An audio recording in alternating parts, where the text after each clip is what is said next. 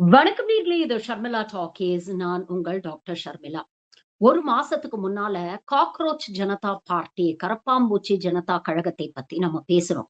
ஒரு மாசத்துக்கு முன்னால தான் ஆன்லைன்ல chief justice of India Suryakant இங்க இருக்கக்கூடிய இந்தியாவில் இருக்கக்கூடிய இளைஞர்கள்லாம் வேலை வெட்டி இல்லாத கரப்பாம்பூச்சிகள் அப்படின்னு சொன்ன கமெண்ட்டுக்கு எதிராக சோசியல் மீடியால அமெரிக்கால பாஸ்டன் நகரத்தில் இருக்கக்கூடிய அபிஜித் டிப்கே அப்படிங்கிற ஒரு இளைஞரால ஒரு மீம் கன்டென்ட்டா தொடங்கப்பட்ட ஒரு விஷயம் வந்து எந்த அளவுக்கு ஒரு மிகப்பெரிய ஒரு சோசியல் மூவ்மெண்ட்டா இந்த 1 மந்த்ல மாறி இருக்கு அப்படிங்கிறத பார்க்கணும். ஆரம்பிச்ச ஒரு வாரத்திலேயே பார்த்தீங்கன்னா, இன்ஸ்டாகிராம்ல பிஜேபியுடைய ஃபாலோவர்ஸே தாண்டி கிட்டத்தட்ட 22 மில்லியன் ஃபாலோவர்ஸ தாண்டி அ போக ஆரம்பிச்சது.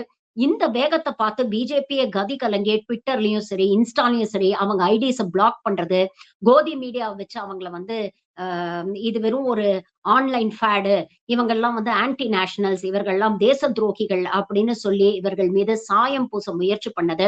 இதெல்லாம் ஒரு பக்கம் நடந்தாலும், இன்னைக்கு காக்ரோச் ஜனதா பார்ட்டி 2 முக்கியமான விஷயங்கள வந்து நிரூபிச்சிருக்கிறாங்க. ஒண்ணு, இந்தியாவுல இருக்கக்கூடிய ஜென்சியோட கோபம் நியாயமானது. அத மொபிலைஸ் பண்ண இந்தியால இருந்து தான் ஒருத்தர் வரணும்னு இல்ல. உலகத்துல எந்த மூலையில இருந்தாலும் இந்த ஜென்சியுடைய கோபத்த சேனலைஸ் பண்ண முடியும் அப்படின்னு பாஸ்டன்ல உட்கார்ந்துகிட்டு ஒரு சோசியல் மீடியா மூலமா அபிஜித் டிப்கே அத வந்து நிரூபிச்சு காமிச்சிருக்காரு. 2வது முக்கியமான விஷயம், இது வெறும் ஆன்லைன் மூவ்மெண்ட் தான். சோசியல் மீடியால தான் இவங்க கம்பு சுத்துவாங்க.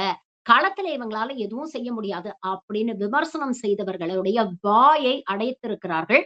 கடந்த 6ஆம் தேதி, அதாவது சனிக்கிழமை ஜந்தர் மந்தர்ல மிகப்பெரிய ஒரு போராட்டத்தை கல்வித்துறை அமைச்சர் தர்மேந்திர பிரதானை எதிர்த்தும், ஒன்றிய பாஜக அரசை எதிர்த்தும் இவங்க கையில எடுத்திருக்கிறாங்க. இதுதான் இன்னைக்கு நாடு பூரா பேசும் பொருளாக இருக்கிறது. இதில் இருக்கக்கூடிய விஷயங்கள் என்ன? இது நாட்டு மக்களுக்கு என்ன உணர்த்துது? இதற்கு பின்னால இருக்கக்கூடிய அரசியல் என்ன? அப்படிங்கிறதையும் தான் இந்த காணொளியில நம்ம பார்க்க போறோம். ஆனா காணொளியில போறதுக்கு முன்னால சில விஷுவல்ஸ பார்த்துட்டு வாங்க. அப்பதான் இது எந்த அளவுக்கு பெரிய போராட்டம் அப்படிங்கிறது உங்களுக்கு புரியும்.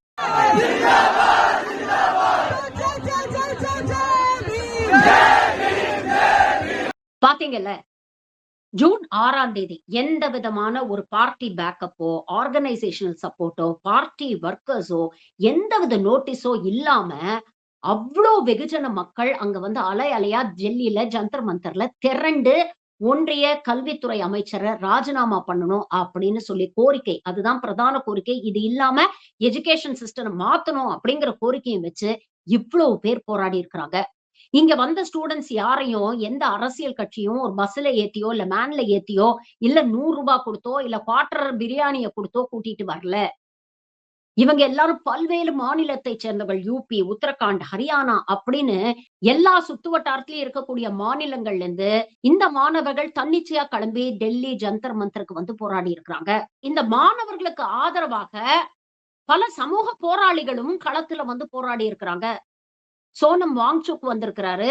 விவசாய சங்க தலைவர்கள் வந்து போராடி இருக்கிறாங்க. எல்லாம் வந்து இந்த மாணவர்களுடைய கோரிக்கை நியாயமானதுன்னு அவங்களுக்கு ஆதரவா நின்னு களத்துல கோஷம் எழுப்பியிருக்கிறாங்க. இவங்க எழுப்பிய முக்கியமான கோஷம் என்ன அப்படின்னு பாத்தீங்கன்னா, கல்வித்துறை அமைச்சர் தர்மேந்திர பிரதான் ரிசைன் பண்ணணும். இது இல்லாம இங்க பல இன்ட்ரஸ்டிங்கான விஷயங்களையும் பார்க்க முடிஞ்சது. இந்த கோதி மீடியா எந்த அளவுக்கு ஒன்றிய அரசுக்கு ஆதரவாக செயல்படுது அப்படிங்கிறத மாணவர்கள் எந்த அளவுக்கு அழுத்தமா புரிஞ்சு வச்சிருக்காங்க அப்படிங்கிறதுக்கு உதாரணம், கோதி மீடியா டவுன் டவுன், உங்களுக்கு இங்க இடம் இல்ல, இங்க வராதீங்க அப்படின்னு சொல்லி மாணவர்கள் எழுப்பிய கோஷம். இன்ஃபாக்ட் நீங்க பாத்தீங்கன்னா, கோதி மீடியால இருக்கக்கூடிய முக்கியமான ஆங்கர்ஸ் யாருமே களத்துக்கு வரல. ஏன்னா வந்தா அவங்களுக்கு செமத்தியா விழும் அப்படிங்கிறது அவங்களுக்கு நல்லாவே தெரியும். அதனால ரொம்ப டெக்னிக்கலா, டாக்டிக்கலா அவங்க அவாய்ட் பண்ணிட்டாங்க. அதே மாதிரி இன்னொரு பக்கம் நீங்க பாத்தீங்கன்னா, எப்படியாவது அமைதியாக நடக்கக்கூடிய இந்த பீஸ்ஃபுல் புரொடெஸ்ட வயலன்ட்டா மாத்தணும் அப்படிங்கிறதுக்கான முயற்சிகளும் தொடர்ந்து நடந்தது. ஆனா அதற்கும் இடம் கொடுக்காம மாணவர்கள் ரொம்ப தெளிவா சிச்சுவேஷன புரிஞ்சு வச்சுக்கிட்டு, அத ரொம்ப கிளெவரா ஹேண்டில் பண்ணி இந்த போராட்டத்த சக்சஸ்ஃபுல்லா நடத்தி முடிச்சிருக்கிறாங்க. இந்த காணொளியில முக்கியமா நம்ம பேச வேண்டிய விஷயங்கள் என்ன அப்படின்னு பாத்தீங்கன்னா, இந்த போராட்டம் ஏன் இவ்வளவு சக்சஸ்ஃபுல்லா இருந்தது? What was so unique about this அப்படிங்கிறத நம்ம தெரிஞ்சுக்கணும். அதே மாதிரி இப்படிப்பட்ட ஒரு ஆன்லைன் மொமெண்டமா ஆஃப்லைனுக்கு டிரான்ஸ்லேட் பண்ண இவங்க இத ஒரு நேஷன் வைட் புரொடெஸ்டா மாத்த முடியுமா? அதற்கான கெப்பாசிட்டியோ இல்ல அதற்கான விஷனோ இந்த காக்ரோச் ஜனதா பார்ட்டிக்கு இருக்கா? அப்படிங்கிறத நம்ம பார்க்கணும். மூன்றாவது மிக முக்கியமான விஷயம், இதற்கு பின்னால என்ன அரசியல் இருக்கு? பிஜேபி என்ன நிலைப்பாடுல இருக்கிறாங்க? காங்கிரஸ் ஏன் இந்த போராட்டத்தை நோக்கி ரொம்ப அப்செட்டா இருக்கிறாங்க? இதற்கு பின்னால இருக்கக்கூடிய அரசியல் என்ன? அப்படிங்கிறத நம்ம புரிஞ்சுக்கணும். இது எல்லாத்தையும் கடந்து இதற்கு அடுத்த ஸ்டெப் என்ன அப்படிங்கிறதுல ஏதாவது ஒரு கிளாரிட்டி காக்ரோச் ஜனதா பார்ட்டிக்கு இருக்கா? அடுத்த ஸ்டெப் எடுத்து வைக்கணும்னா, அதுக்கு அவங்க தங்களை எப்படி தயார்படுத்திக்க வேண்டிய அவசியம் இருக்கு? அப்படிங்கிற விஷயங்களையும் நம்ம பார்க்கணும். ஃபர்ஸ்ட் அண்ட் ஃபார்மோஸ்ட் இந்த புரொடெஸ்ட் வந்து காலையில 6 மணிக்கு ஷார்ப்பா நீங்க பார்த்தீங்கன்னா, ஜந்தர் மந்தர்ல ஸ்லோவா கூட்டம் பில்டப் ஆக ஆரம்பிச்சது. ஆரம்பத்துல இந்த புரொடெஸ்ட்க்கு பர்மிஷன் வாங்கல அப்படிங்கிற விஷயங்கள கோதி மீடியா பேசிட்டு இருந்தாங்க. அபிஷேக் திப்கே அவர்கள் நான் பாஸ்டன்ல இருந்து அன்னைக்கு காலையில அதாவது 6ஆம் தேதி காலையில தான் நான் கிளம்பி அமெரிக்கால இருந்து இந்தியாவுக்கே வந்து லேண்ட் ஆறேன். நான் லேண்ட் ஆனோனே நேரா போய் புரொடெஸ்ட்க்கு பர்மிஷன் வாங்குவேன் அப்படின்னு ஆல்ரெடி அறிவித்திருந்தாங்க. ஆனா 6 மணிக்கே பாத்தீங்கன்னா, ஏகப்பட்ட இளைஞர்கள் எல்லாரும் வந்து cockroach Janata party T shirts போட்டிருந்தாங்க, காக்ரோச் மாஸ்க் போட்டிருந்தாங்க, கையில பூங்கொத்தோட வந்திருந்தாங்க. பீஸ்ஃபுல் புரொடெஸ்ட் அமைதியான போராட்டம் அப்படிங்கிற பேனர்ஸ சுமந்து ரொம்ப தெளிவா அவங்கெல்லாம் வந்து ஜந்தர் மந்தர் கிட்ட ஆர்கனைஸ் ஆனத நம்ம பார்க்க முடிஞ்சது. இது ஒரு கம்ப்ளீட்லி ஆர்கானிக் கிரவுட். யாரும் மொபிலைஸ் பண்ணி எந்த அரசியல் கட்சி சார்பான கிரவுட் இல்ல. இயல்பாகவே மாணவர்கள் அவங்களுடைய பிரச்சனைகள, அவங்களுடைய சங்கடங்கள உணர்ந்து இன்னைக்கு களத்துல வந்து நிக்கிறாங்க. மாணவர்களுக்கு இன்னைக்கு 2 விதமான ஒரு பிரச்சனை. நீங்க பார்த்தீங்கன்னா, ஒரு பக்கம் கஷ்டப்பட்டு படிச்சு எக்ஸாம் எழுதினா, அந்த எக்ஸாம்ல ஏகப்பட்ட குளறுபடிகள், பேப்பர் லீக் நடக்குது. காசு குடுத்து எக்ஸாம கிளியர் பண்ணக்கூடிய இந்த விஷயங்கள்லாம் ஒரு பக்கம் நடக்குது. இதெல்லாத்தையும் தாண்டி அரசு கல்லூரிகள்ல ஒரு சில மாணவர்கள் சேர்ந்துடுறாங்க. அப்படி சேர முடியாதவங்க பிரைவேட் காலேஜஸ்ல போய் லட்சமா ஃபீஸ குடுத்து படிச்சுட்டு வெளிய வந்தா, இந்த கல்கோட்டியா யுனிவர்சிட்டி மாதிரி ஏகப்பட்ட பிரைவேட் காலேஜஸ் இன்னைக்கு கிளம்பி வந்திருக்கு. அதனால லட்சமா ஃபீஸ குடுத்து படிச்சாலும் வேலைக்கான கேரண்டி இல்ல. எதிர்காலம் ஒரு கேள்விக்குறியா இருக்கு.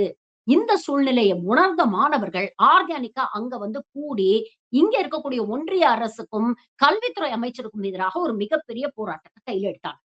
அடுத்தது பாத்தீங்கன்னா, அபிஜித் டிப்கே ஏர்போர்ட்ல வந்து இறங்குறாரு. அந்த வீடியோ வைரல் ஆகுது. ஏன் வைரல் ஆகுதுன்னு பாத்தீங்கன்னா, வெளியில வரும்போதே புரட்சியாளர் அம்பேத்கர் அவர்களுடைய சுயசரிதையை கையில தூக்கிக்கிட்டே வராரு. மாணவர்களுக்கு நீதி தேவை. மாணவர்களுக்கு கல்வி தேவை. இங்க நடக்கக்கூடிய குளறுபடினால கிட்டத்தட்ட 6க்கும் மேற்பட்ட மாணவர்கள் இறந்து போயிருக்கிறாங்க. சூசைட் பண்ணிட்டாங்க. இதற்கு ஒன்றிய கல்வித்துறை அமைச்சர் பதில் சொல்லி தன்னுடைய பதவிய ராஜினாமா பண்ணணும் அப்படின்னு கோஷம் எழுப்பிக்கிட்டே தான் ஏர்போர்ட்ல இருந்தே வெளியில வராரு. இதுல இன்னொரு மிகப்பெரிய ட்விஸ்ட் என்ன நடந்தது ஏர்போர்ட்ல அப்படின்னு பாத்தீங்கன்னா, வழக்கமா பாஜக அரசுக்கு இந்த மாதிரி யாராவது இறங்கி போராடினா அவங்களுக்கு பிடிக்காது.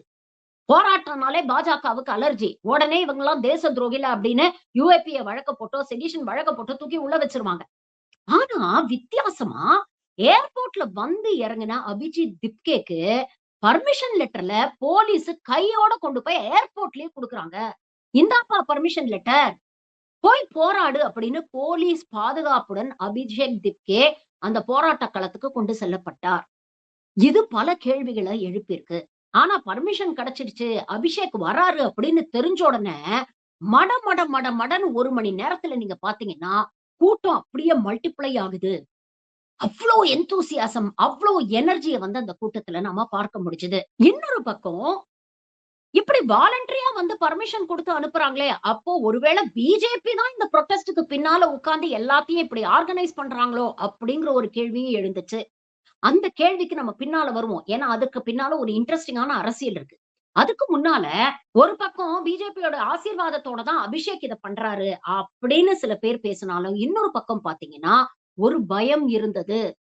ஆரம்பத்துல பர்மிஷன் கிடைக்கலன்னும்போது, நெறைய பேர் களத்துக்கு வரதுக்கு தயங்குனாங்க. ஏன்னா, பிஜேபி எப்படி உமர் காலித் மாரி தூக்கி உள்ள வச்சுட்டு, நமக்கு வருஷக்கணக்கா பெயில் குடுக்காம நம்ம குழந்தைங்களோட வாழ்க்கைய பாழாக்கிருவாங்களோ அப்படின்னு நெறைய பெற்றோர் பயந்தாங்களோ என்னமோ, நெறைய பேர இந்த போராட்டத்துக்கு அனுப்பி வைக்கல. ஆனா பர்மிஷன் கிடைச்சிடுச்சு. அபிஷேக் வராருன்னு தெரிஞ்ச உடனே, நெறைய பேர் தன்னிச்சையா களத்துக்கு வர ஆரம்பிச்சாங்க. அப்படி வரும்பொழுது அரசு தரப்பில இருந்தும் சில நடவடிக்கைகள் எடுக்கப்பட்டது. எங்க அமைதியா இந்த பீஸ்ஃபுல்லா நடக்கக்கூடிய இந்த போராட்டத்த யாராவது டிஸ்டர்ப் பண்ணி, இத வயலன்ட்டா மாத்திருவாங்களோ அப்படிங்கிற பயம் அந்த போராட்ட களத்தில் இருக்கக்கூடிய மாணவர்களுக்கு இருந்தது. ஒரு குரூப் வந்து ஜெய் ஸ்ரீராம் அப்படின்னு ஸ்லோகன்ஸ் எழுப்ப ஆரம்பிச்சோனே, இன்னொரு பக்கம் மாணவர்கள் ரொம்ப ஆக்ரோஷமா ஜெய் பீம் அப்படிங்கிற குரலை எழுப்ப ஆரம்பிச்சாங்க. அதே மாதிரி போலீஸ் தரப்புல பாத்தீங்கன்னா, ஏகப்பட்ட போலீஸ் போட்டோகிராஃபர்ஸ் அங்க வந்திருக்கிற போராட்டக்காரர்கள்லாம் போட்டோ எடுத்து வைக்கிறாங்க. நாளைக்கு ஏதாவது பிரச்சனைன்னா, யார் மேல நடவடிக்கை எடுக்கணும், யார் மேல கேஸ போடணும், யார போய் அரெஸ்ட் பண்ணி உள்ள தூக்கி வைக்கணும் அப்படிங்கிறதுக்காகவா இருக்கலாம். நிறைய ட்ரோன்ஸ் இருந்தது. மாணவர்கள் மீது தண்ணீர் அடிக்கப்பட்டது. கிட்டத்தட்ட 1000க்கும் மேற்பட்ட போலீசார் களத்துல இறக்கி விடப்பட்டாங்க. மோடி, அமித்ஷா, தர்மேந்திர பிரதான் வீட்டுக்கெல்லாம் கூடுதல் பாதுகாப்பு போடப்பட்டிருந்தது. இப்படி எந்த ஒரு இடத்துலயும் இந்த போராட்டத்த வயலன்ட்டா மாத்தக்கூடாது அப்படிங்கிறத அரசும் கொஞ்சம் ஆர்வம் காட்டுச்சு அப்படிங்கிறதையும் நம்ம பார்க்க வேண்டியிருக்கு. இன்னொரு பக்கம் மீடியா மாணவர்கள ப்ரொவோக் பண்ணி, அவங்களுடைய கோபத்த தூண்டிவிட்டு, இந்த போராட்டத்தை திசை திருப்ப முயற்சி பண்ணாங்க. ஆனா மாணவர்கள் ரொம்ப கிளெவரா, ரொம்ப நிதானமா, ரொம்ப பிராக்டிகலா அத ஹேண்டில் பண்ணாங்க. ஒரு பக்கம் ஜெய் ஸ்ரீராம், இது ஹிந்து ராஷ்டிரம் அப்படிங்கிற கோஷங்கள் வரும்போது, ஒரு மாணவர் கேட்கிறாரு. அந்த வீடியோ வைரல் ஆயிடுச்சு. அந்த மாணவர் கேட்கிறாரு, "சரி இது இந்து ராஷ்டிரம்னே வச்சுப்போம். உங்க வழிக்கே நான் வரேன். ஹிந்து ராஷ்டிரத்துல இருக்கக்கூடிய மாணவர்கள் தானே நாங்க. இதே ஹிந்து ராஷ்டிரத்துல இருக்கக்கூடிய உங்கள் குடும்பத்தைச் சேர்ந்த குழந்தைங்களுடைய எதிர்காலத்தோட தானே இந்த அரசாங்கம் விளையாடுது. அப்ப இந்த ஹிந்து ராஷ்டிரத்துல இருக்கக்கூடிய ஹிந்து குழந்தைகளுக்கு ஏற்படக்கூடிய இந்த பிரச்சனைகள பத்தி நீங்க பேச மாட்டீங்களா? வாங்க எங்களோட களத்துல நின்னு எங்களுக்காக குரல் கொடுங்க" அப்படின்னு கேட்டாரு. உடனே சங்கி கூட்டம் வாயடைச்சு போயிடுச்சு. அவங்களால பதில் சொல்ல முடியல. இப்படி ரொம்ப தெளிவா யாராவது ப்ரொவோக் பண்ணி இவங்க கோவத்த தூண்டி இந்த போராட்டத்த வயலன்ட்டா மாத்தணும்னு நெனச்சா கூட, மாணவர்கள் அத ரொம்ப அழகா ஹேண்டில் பண்ணாங்க. வரவங்களுக்கெல்லாம் பூ குடுத்தாங்க. பூங்கொத்தோட வந்து போராடுனாங்க. பீஸ்ஃபுல் புரொடெஸ்ட் அப்படின்னு எழுதி வைக்கப்பட்ட பேனர்ஸோட அவங்க போராடுனாங்க. இதுல முக்கியமான வந்த சில பேர வந்து நாம பார்க்கணும். விவசாயிகள் சங்க தலைவர் வந்திருந்தாரு.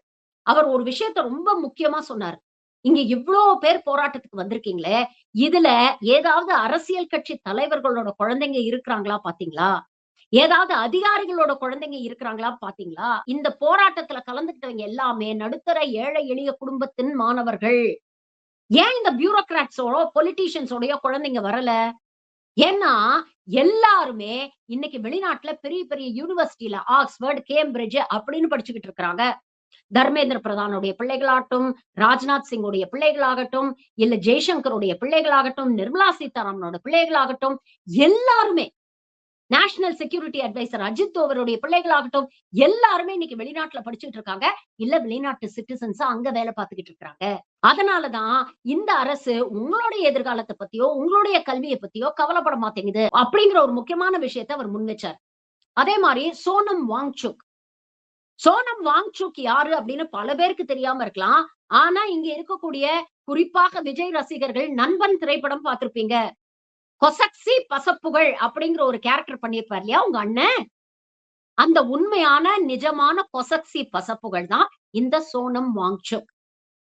உண்மையிலேயே மாணவர்களுடைய கல்விக்காக அவ்ளோ விஷயங்கள் செஞ்சிருக்கிறார். நேத்து பாத்தீங்கன்னா போராட்டத்துல எஜுகேஷன் மினிஸ்டரா சோனம் வாங்சுக் வரணும் அப்படின்னு சில மாணவர்கள் பேசினாங்க. உண்மையிலேயே கேட்கும்போது ரொம்ப சந்தோஷமா இருந்தது. ஏன்னா, இப்படிப்பட்ட படிச்சவங்க, எதிர்கால ஜென்ஸிக்கு என்ன தேவை அப்படின்னு தெரிஞ்சவங்க இது போன்ற பதவிகள்ல வந்து உட்கார்ந்தாங்கன்னா, உண்மையிலேயே அது நாட்டுக்கு நல்லது, குழந்தைங்களுடைய எதிர்காலத்துக்கு நல்லது. அதே மாதிரி போராட்டத்துல காக்ரோச் ஜனதா பார்ட்டியுடைய தலைவர் அபிஷேக் திப்கே பேசும்பொழுது ஒரு முக்கியமான விஷயத்த முன் வச்சார். அதாவது 5 மணி வரைக்கும் உங்களுக்கு டைம் குடுப்போம். அல்டிமேட்டம் 5 மணி வரைக்கும் தான். 5 மணிக்குள்ள தர்மேந்திர பிரதான் ரிசைன் பண்ணலைன்னா, இந்த போராட்டம் ஜந்தர் மந்தரோட நிக்காது. இது நாடு தழுவிய போராட்டமா நாங்க மாத்துவோம். நாடு தழுவிய போராட்டமாக இந்த அரசுக்கு எதிராக மாணவர் சமுதாயம் நின்னு போராடும். இத நாங்க நடத்தி காட்டுவோம் அப்படின்னு சவாலே விட்டிருக்கிறாரு. இது நடைமுறையில் சாத்தியப்படுமா? அப்படிங்கிற கேள்விக்கு பின்னால வருவோம். ஆனா அதற்கு முன்னால இந்த சம்பவம், இந்த போராட்டம் பல்வேறு கேள்விகளை எழுப்பியிருக்கிறது. இதற்கு பின்னால் இருக்கக்கூடிய அரசியல் கால்குலேஷன்ஸ யாரு இவங்கள இயக்குறாங்க? இவங்க தன்னிச்சையா இயங்குறாங்களா? இல்ல பின்னால இருந்து யாராவது இயக்குறாங்களா? அப்படிங்கிற கேள்விகள்லாம் நெறைய பேர் கேட்க ஆரம்பிச்சிருக்காங்க. ஃபர்ஸ்ட் அண்ட் ஃபார்மோஸ்ட் கொஸ்டின் என்னன்னா, எப்படி ஏர்போர்ட்ல வந்து இறங்குனோனே விஐபி பர்மிஷன் உங்களுக்கு கிடைச்சது? விசா ஆன் அரைவல் மாரி, ஆன் அரைவல் பர்மிஷன் அப்படின்னு தங்க தாம்பாளத்துல வச்சு பிஜேபி அரசாங்கம் எப்படி கொண்டு போய் உங்களுக்கு பர்மிஷன் குடுத்தது போராட? அப்படிங்கிற ஒரு முக்கியமான கேள்வி வந்திருக்கு. ஏன்னா, இதுவரைக்கும் விவசாயிகள் போராடி இருக்காங்க, மல்யுத்த வீரர்கள் போராடி இருக்கிறாங்க, டீச்சர்ஸ் போராடி இருக்கிறாங்க. இப்படி எத்தனையோ பேர் போராடி இருக்காங்க. அப்பல்லாம் பாத்தீங்கன்னா, 7 நாள் நோட்டீஸ் கேட்கும் டெல்லி போலீஸ். ஏன்னா, நாட்டுடைய தலைநகரத்துல நீங்க போராட போறீங்க. 7 நாள் நோட்டீஸ் குடுத்தும் பல நேரங்கள்ல பர்மிஷன் மறுக்கப்பட்டிருக்கிறது. அப்படிப்பட்ட சூழ்நிலையில அபிஷேக் வந்து இறங்கணும்னு எப்படி அவருக்கு மட்டும் பர்மிஷன் கொண்டு போய் குடுக்குறாங்க? உண்மையிலேயே பவர் ஆஃப் ஜென்ஸிய பார்த்து இந்த அரசாங்கம் பயந்திருக்குதா? இல்ல இதற்கு பின்னால வேற ஏதாவது ஒரு காரணம் இருக்குதா? அப்படிங்கிற கேள்விய பல பேர் எழுப்புறாங்க. 2வது விஷயம் நீங்க பார்த்தீங்கன்னா, இந்த போராட்டத்த டிஸ்ரப்ட் பண்ணவோ, இல்ல கலைக்கவோ போலீஸ் எந்த முயற்சியும் எடுக்கல. மாணவர்கள் போராடுறத போலீஸ் அமைதியா வேடிக்கை பார்த்துக்கிட்டு இருந்தாங்க. இன்ஃபாக்ட் இந்த போராட்டத்த டிஸ்டர்ப் பண்ணணும் அப்படின்னு நெனச்சவங்கள கைது பண்ணி அவங்க மேல நடவடிக்கை எடுத்திருக்குது டெல்லி போலீஸ். அப்போ இதெல்லாம் ஏன் பண்றாங்க? என்ன காரணம்? அப்படிங்கிற கேள்விய நெறைய பேர் எழுப்பியிருக்கிறாங்க. இதற்கு 2 முக்கியமான காரணங்கள் சொல்லப்படுகிறது. ஃபர்ஸ்ட் அண்ட் ஃபோர்மோஸ்ட் என்ன அப்படின்னு பார்த்தீங்கன்னா, இந்த அரசாங்கம் ஜென்சி போராடட்டும் அப்படின்னு அனுமதிச்சிருக்காங்க. அதற்கு 2 காரணங்கள். 1 களத்துல எந்த அளவுக்கு ஜென்சி குரூப் மத்தியில அரசாங்கத்தை எதிர்த்து ஒரு ஆன்டி இன்கம்பன்சி இருக்கு அப்படிங்கிறத இந்த அரசாங்கம் ஜட்ஜ் பண்ண முயற்சி பண்ணியிருக்கிறாங்க. 2வது இந்த கோவம் பில்டப் பண்ணி ஒரு பிரஷர் குக்கர் எடுத்துக்கங்களேன். உள்ள ஸ்டீம் பில்டப் பண்ண நீங்க அலோவ் பண்ணீங்கன்னா, அது ஒரு கட்டத்துல வெடிச்சிடும். மாறாக சேஃப்டி வால்வ ரிலீஸ் பண்ணி விட்டீங்கன்னா, கொஞ்சம் பிரஷர் அதுலேருந்து கலைஞ்சிடுச்சு. கொஞ்சம் பிரஷர் ரிலீவ் ஆயிடுச்சுன்னா, அந்த கொதிப்பு குறைஞ்சிடும். கிட்டத்தட்ட அப்படிப்பட்ட ஒரு சேஃப்டி வால்வ் மெக்கானிசம் மாரி தான் பாஜக இந்த புரொட்டஸ்ட்ட பயன்படுத்தி இருக்கிறாங்க. ஒரு தடவ போராட விட்டுருவோம். வரட்டும். களத்துக்கு வந்து அவங்க கோவம், அவங்களுடைய அதிருப்தி எல்லாத்தையும் கொட்டி தீர்த்துட்டோம். அப்படி கொட்டி தீர்த்துட்டாங்கன்னா, கொஞ்ச நாளைக்கு அமைதி ஆயிடுவாங்க. நமக்கும் கொஞ்சம் டைம் கிடைக்கும். இதுல பிரச்சனைகள் இருக்கு எஜுகேஷன் சிஸ்டம்ல. அத சரி பண்ண வேண்டிய தேவை இருக்கு அப்படிங்கிறத அரசாங்கமும் உணர்ந்திருக்கு. ஆனா அந்த டைம் அவங்க எடுத்துக்கணும்னா, அதுக்கு இந்த பிரஷர கொஞ்சம் ரிலீஸ் பண்ணி விடணும் அப்படிங்கிறதுக்காக பிஜேபி அரசு செயல்பட்டிருக்கிறது அப்படிங்கிற ஒரு விஷயம். இன்னொரு முக்கியமான விஷயம் இதுல அரசியல் என்ன அப்படின்னு பார்த்தீங்கன்னா, காக்ரோச் ஜனதா பார்ட்டியை காங்கிரசுக்கு எதிராக அரசியல் களத்தில் இறக்குகிறதா பிஜேபி? அப்படிங்கிற கேள்வி எழுந்திருக்கு. ஏன்னா, காங்கிரஸும் சரி, நேஷனல் ஸ்டூடண்ட்ஸ் யூனியன் ஆஃப் இந்தியாவும் சரி, சேர்ந்து ரொம்ப காலமாக இந்த மாணவர்கள் பிரச்சனைக்காக குரல் கொடுத்துட்டு இருக்காங்க. ராகுல் காந்தி பல மேடைகள்ல இத பத்தி பேசியிருக்கிறாரு. தொடர்ந்து ஸ்டூடண்ட்ஸ சந்திக்கிறாரு. அவங்க கிட்ட பேசுறாரு. என்எஸ்யூஐ பார்த்தீங்கன்னா 40, 50க்கும் மேற்பட்ட போராட்டங்கள நாடு தழுவிய அளவுல அவங்க பண்ணியிருக்கிறாங்க. ஆனா, அப்பல்லாம் கிடைக்காத ஊடக வெளிச்சம், அப்பல்லாம் கிடைக்காத டிராக்ஷன், இப்ப காக்ரோச் ஜனதா பார்ட்டிக்கு இயல்பாக கிடைக்கிறது அப்படிங்கும் பொழுது, பிஜேபி அத பயன்படுத்திக்குதா? அப்போசிஷன் உடைய இந்த எதிர்ப்பை நீர்த்து போகச் செய்வதற்காக காக்ரோச் ஜனதா பார்ட்டியை தெரிந்தோ தெரியாமலோ, அவங்களுடைய அனுமதி இருந்தோ இல்லாமலோ பிஜேபி பயன்படுத்திக்கிறதா? இல்ல உண்மையிலேயே பிஜேபி தான் மறைமுகமா காக்ரோச் ஜனதா பார்ட்டியை இயக்குகிறதா? அப்படிங்கிற ஒரு கேள்விய எழுப்பியிருக்கிறாங்க. ஏன்னா, இந்த போராட்டத்தில் காங்கிரஸ் தன்னுடைய அதிருப்தியை வெளிப்படுத்தி இருக்கிறது. நாங்க போராடும்போது எங்களுக்கு மிகப்பெரிய மீடியா விசிபிலிட்டியோ, பிரைம் டைமோ கிடைக்கல. எங்களுக்கு இவ்வளவு சோசியல் மீடியா டிராக்ஷன் கிடைக்கல. ஆனா இதெல்லாம் ரொம்ப ஈஸியா காக்ரோச் ஜனதா பார்ட்டிக்கு கிடைக்குது. அது மட்டும் இல்ல, இந்த போராட்டத்தை ஒடுக்க பிஜேபி எந்த முயற்சியும் பண்ணல அப்படிங்கும்பொழுது எங்களுக்கு சந்தேகமா இருக்கு. அப்படிங்கிற கேள்விய எதிர்க்கட்சிகள் எழுப்பியிருக்கிறாங்க. இதுக்கு ஒரு சிம்பிள் சொல்யூஷன் இருக்கு. காக்ரோச் ஜனதா பார்ட்டியுடைய நோக்கம் உண்மையிலேயே ஆர்கானிக்கான நோக்கம். இவர்களுக்கு பின்னால எந்த அரசியல் கட்சியும் இல்ல அப்படின்னா, அவங்க வெளிப்படையா சொல்லிட்டு போகலாம். எஜுகேஷன் மினிஸ்டர் தர்மேந்திர பிரதானோட ரெசிக்னேஷன யாரு கேட்டாலும், அது பாஜக தலைவர்களாகவே இருந்தாலும் அவங்களுக்கு நாங்க ஆதரவு குடுப்போம். எங்களுக்கு அரசியல் கட்சியெல்லாம் தாண்டி எங்களுடைய ஒற்றை நோக்கம், இந்த கல்வித்துறை அமைச்சர் ரிசைன் பண்ணணும் அப்படின்னு ஒரு வார்த்தை அவங்க சொன்னாங்கன்னா, இந்த பொலிட்டிக்கல் கால்குலேஷன்ஸ்க்குலாம் அவங்க முற்றுப்புள்ளி வச்சிரலாம். But whatever said and done. இதுல பிஜேபியுடைய ரெஸ்பான்ஸ் எப்படி இருந்திருக்கு அப்படிங்கிறத பார்க்கணும். ஒரு பக்கம் மாணவர்கள போராட விட்டிருக்கிறாங்க. இன்னொரு பக்கம் எந்த பதிலும் சொல்லாம சைலன்ட்டா இருக்கிறாங்க. 5 மணிக்குள்ள ரிசைன் பண்ணணும்னு அபிஷேக் திப்கே ஏதோ அல்டிமேட்டம் குடுத்துட்டாரு. ஆனா இந்த பக்கம் ரியாக்ஷன் என்னன்னு பார்த்தீங்கன்னா, தர்மேந்திர பிரதான் எதுவும் பேசல, மோடி எதுவும் பேசல, அமித்ஷாவும் எதுவும் பேசல. கிணத்துல கல்ல போட்டா மாரி மௌனமா இருக்கிறாங்க. 7 வருஷத்துல கிட்டத்தட்ட 70க்கும் மேற்பட்ட பேப்பர் லீக்ஸ் நடந்திருக்கு. 1,50,00,000 கோடிக்கு மேற்பட்ட மாணவர்கள் பாதிக்கப்பட்டிருக்காங்க. எத்தனையோ மாணவர்கள் இறந்து போயிருக்கிறாங்க. ஆனா பிஜேபி இது எல்லாத்தையும் சைலன்ட்டா வேடிக்கை பாக்குதுன்னா, ஏதோ ஒரு பிளான் இல்லாம இவங்க அமைதியா இருக்க மாட்டாங்க அப்படிங்கிறது நமக்கு நல்லா தெரியும். சரி, அல்டிமேட்டம் குடுத்துட்டீங்க. அவர் ரிசைன் பண்ணல. அடுத்தது காக்ரோச் ஜனதா பார்ட்டி என்ன பண்ண போகுது? இத நேஷன் வைட் புரொடெஸ்ட்டா நீங்க எடுத்துக்கிட்டு போகணும்னா, அது சர்வசாதாரணமான விஷயம் கிடையாது. நேஷன் வைடா கொண்டு போகணும்னா, அதுக்கு உங்களுக்கு ஒரு ஆர்கனைசேஷனல் ஸ்ட்ரக்சர் தேவ. மாநில அளவுல உங்களுக்கு ரெப்ரசன்டேட்டிவ்ஸ் தேவ. உங்களுக்கான ஸ்போக்ஸ் பெர்சன்ஸ் தேவ.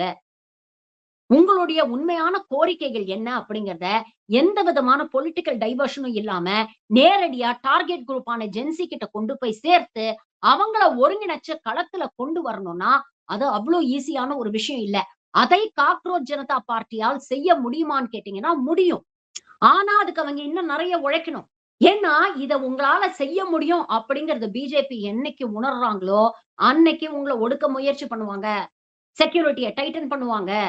உங்கள இண்டிவிஜுவலா டார்கெட் பண்ணுவாங்க. அப்படி பண்ணும் பொழுது, அதை எதிர்கொள்ளக்கூடிய திராணியும், தெம்பும் உங்களுக்கு இருக்கா? அப்படிங்கிறது தான், நீங்க எந்த அளவுக்கு நேஷன் வைட்ல இத நீங்க சக்சஸ்ஃபுல் ஆக்க போறீங்க, அப்படிங்கிறத நாம பார்க்க முடியும். அது மட்டும் இல்ல, ஒரு நேஷன் வைட் புரொடெஸ்ட் பண்ணானா, அதுக்கப்புறம் உங்களுடைய இலக்கு என்ன? மற்ற நாடுகள் மாரி இத ஒரு பொலிட்டிக்கல் மூவ்மென்ட்டா கொண்டு போறீங்களா? ஒரு பொலிட்டிக்கல் ரெவல்யூஷனா கொண்டு போறீங்களா? அடுத்த தேர்தல் நீங்க கன்டெஸ்ட் பண்ண போறீங்க. இதெல்லாம் லாங் ட்ரான். முதல்ல அடிப்படையில இங்கே நாட்டில் இருக்கக்கூடிய ஜென்சியை கேள்வி கேட்கக்கூடிய அந்த இடத்துக்கு நீங்க கொண்டு போறீங்களா? அப்படிங்கிறதுல தான் உங்களுடைய முதல் வெற்றி இருக்கு. அத நீங்க சக்சஸ்ஃபுல்லா பண்ணீங்க தான், அடுத்த ஸ்டெப்ப நீங்க யோசிக்க முடியும். இந்த நாட்டுல கேள்வி கேட்கவே இன்னைக்கு இருக்கக்கூடிய இளைய தலைமுறை பயப்படுறாங்க. அதோடைய கான்சிக்வென்சஸ நெனச்சு பயப்படுறாங்க. ஒண்ணு கேள்வி கேட்க முடியாத அளவுக்கு இன்னைக்கு எஜுகேஷன் சிஸ்டம் மூலமா மூல செலவ செஞ்சு வச்சிருக்காங்க. இல்ல கேள்வி கேட்டா உமர் காலித் மாரி வருஷக்கணக்குல ஜெயில்ல இருக்கணும் அப்படின்னு பயமுறுத்தி வச்சிருக்காங்க. அப்போ இந்த தடைகள் எல்லாம் கடந்து என்னைக்கு தைரியமா ஜென்சி களத்துல இறங்கி கேள்வி கேட்க போறாங்களோ, அன்னைக்கு தான் இது போன்ற மூவ்மெண்ட் சக்சஸ்ஃபுல்லா இருக்கும். இன்னொரு விஷயம் யோசிச்சு பாருங்க. இத மாதிரி கடந்த காலங்கள்ல எத்தனையோ மூவ்மெண்ட்ஸ் நடந்திருக்கு. 2014ல மோடி பிரதமரா வந்ததுக்கு காரணமே பார்த்தீங்கன்னா, அண்ணா ஹசாரேவும், ஆம் ஆத்மி பார்ட்டியும் தான். ஊழலை எதிர்த்து போராட்டம் அப்படின்னு சொல்லி ஒரு கிழவன களத்துல இறக்கி விட்டு தான் இந்த ஒட்டுமொத்த இந்தியாவையும் மூளைச்சலவை செய்து பாஜக ஆட்சிக்கு வந்தது. அன்னைக்கு அண்ணா ஹசாரையும் அரவிந்த் கெஜ்ரிவால் செஞ்ச அதே வேலைய தான் இன்னைக்கு அபிஷேக் திப்கே செய்றாரா? அப்படிங்கிற ஒரு கேள்விய நம்ம அவ்ளோ சர்வசாதாரணமா ஒதுக்கி தள்ளிட முடியாது. ஏன் தமிழ்நாட்டையே எடுத்துக்கங்களேன். இன்னைக்கு ஆட்சி மாறிடுச்சு. எதிர்க்கட்சியா திமுக உட்கார்ந்திருக்குன்னா, இங்க கருத்தியல் ரீதியான ஒரு அரசியல் பேசப்படக்கூடாது அப்படிங்கிறதுக்காக தான், ஒரு டைவர்ஷன் டாக்டிக்கா அண்ணாமலைய கொண்டு களத்துல இறக்குறாங்க. ஒரு யங் லீடர் படிச்சவர் ஐபிஎஸ்ல இருந்து சர்வீஸ்ல இருந்து வாலண்டரி ரிட்டயர்மென்ட் வாங்கிட்டு அரசியலுக்கு வந்திருக்கிறாரு. மக்களுக்கான ஒரு மூவ்மெண்ட் நான் ஆரம்பிக்கிறேங்கிறாரு. அதுவும் குறிப்பாக டெக்னோகிராட் அப்படின்னு பேசுறாரு. அதாவது அர்பன் எலிட் யங்கர் ஜெனரேஷனுக்கான ஒரு டார்கெட் அவர் பிக்ஸ் பண்றாரு. அப்படிங்கும் பொழுது இதெல்லாம் எளிதில நம்ம கடந்து போயிட முடியாது. அப்ப பாஜக தரப்புல இருந்து இந்த காக்ரோச் ஜனதா பார்ட்டி என்பது ஒரு டைவர்ஷன் டாக்டிக்கா? இல்ல இதுக்கு நாட தழுவிய ஒரு டிராக்ஷன் இருக்கு. இன்டர்நேஷனல் மீடியாலாம் இத பத்தி ரிப்போர்ட் பண்றாங்க. அதனால உடனடியா நாம அதிரடியா களத்துல இறங்கி ஏதாவது நடவடிக்கை எடுத்தா இது பேக் ஃபயர் ஆயிடுமோ அப்படிங்கிறதுக்காக வேடிக்கை பார்க்கறாங்களா? இத யாரு லீட் பண்ண போறாங்க? அப்படிங்கிறவங்கள ஆழம் பார்த்துட்டு அதுக்கப்புறம் நடவடிக்கை எடுக்கலாம் அப்படின்னு முயற்சி பண்றாங்களா? அப்படிங்கிறதெல்லாம் போக போகத்தான் தெரியும். எது எப்படியோ டெல்லியில ஒரு போராட்டம் நடந்திருக்கு. நாளைக்கு இது நாடு தழுவிய போராட்டமாக மாறுறதுக்கான வாய்ப்பு இருக்கு அப்படிங்கிறது ஒரு பக்கம் சந்தோஷம் குடுத்தாலும், இத எல்லாத்தையுமே ஒரு காஷனோட ஒரு தொலைநோக்கு பார்வையோட தான் நம்ம பார்க்க வேண்டியிருக்கு. இனி வரும் காலங்கள்ல காக்ரோச் ஜனதா பார்ட்டி எப்படி இவால்வ் பண்ண போகுது? பிஜேபி இத எப்படி ஹேண்டில் பண்ண போகுது? எதிர்க்கட்சிகள் என்ன நிலைப்பாடு எடுக்க போறாங்க?